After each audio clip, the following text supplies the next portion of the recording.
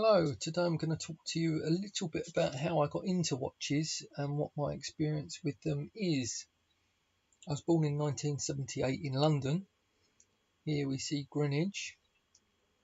The observatory in the background is where they invented the time zone system, and the meridian line goes through Greenwich, which is where Greenwich Mean Time comes from.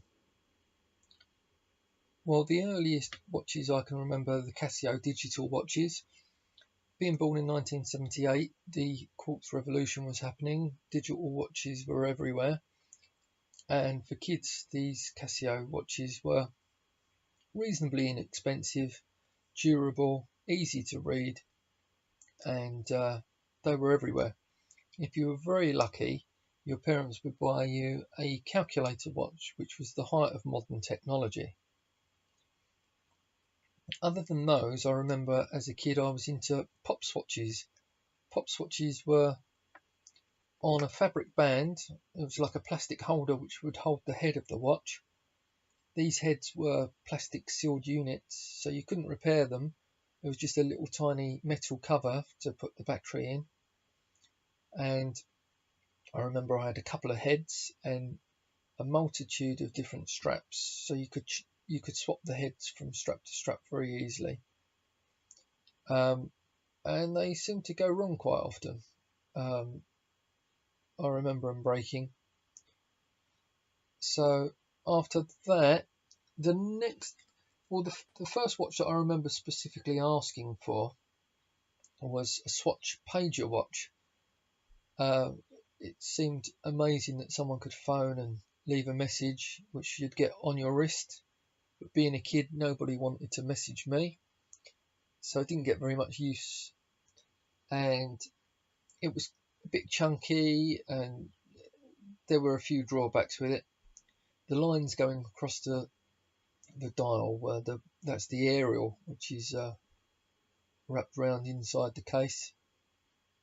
I can't remember what the main drawback was, whether it was just the size of the thing or maybe it ate batteries up quickly, but I can't ever remember really wearing it much. It was one of these toys which didn't get much use. It was a bit of a disappointment, and that was replaced with an Adidas sports watch which was waterproof, so this was handy.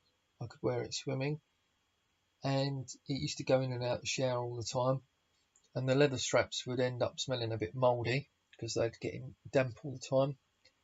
So it had a few straps on it before that finally broke.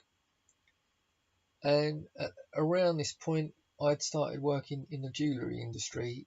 I was in a retail jewellers in Romford, and later on I ended up in pawnbroking. And when I become a pawnbroker, that's when I become interested in more serious watches.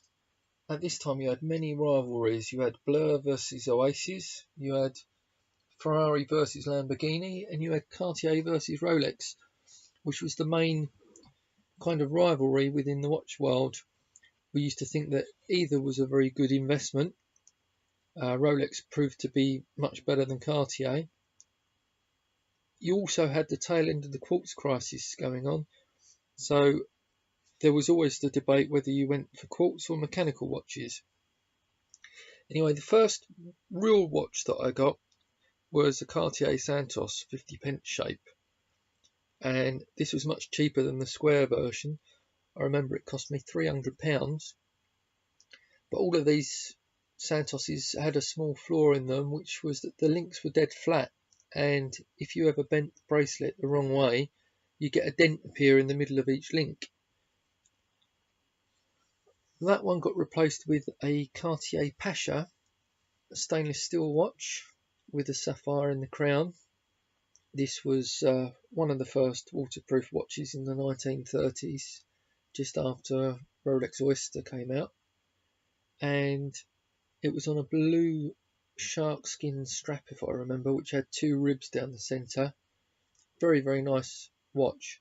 Remember it fondly, and I remember I sold it for £1,050 and spent that money on a car which was written off pretty rapidly. So that all disappeared. And the next watch I specifically remember is the Omega Speedmaster chronograph.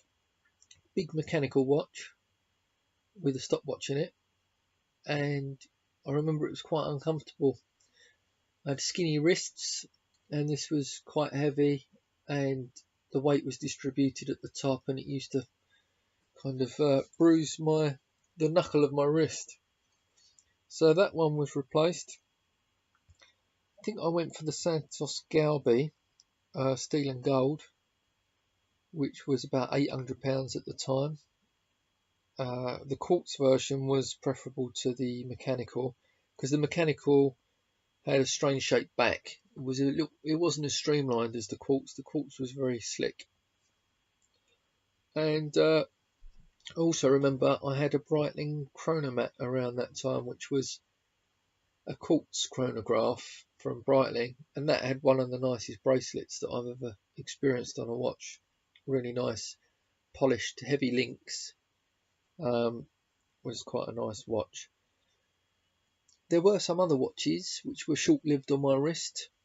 I remember an Yves Saint Laurent watch, which was actually not bad for the money. Alfred Dunhill, quite a few Cartiers. But my boss was wearing a platinum Audemars Piguet Royal Oak, and that's a watch that I fell in love with, and I ended up getting myself the stainless steel version in the Caribbean, and that was my main watch for about 10 years. I had an Omega Seamaster pre-bond quartz as my backup watch. I used to wear this one in the gym or working on the car, and it was quite a durable watch. The Audemars was worn nearly all the time though, and it was enough for me. I'd kind of forgotten that feeling that you get when you buy a new watch and you got something new on your wrist, and I wasn't hankering for it anymore.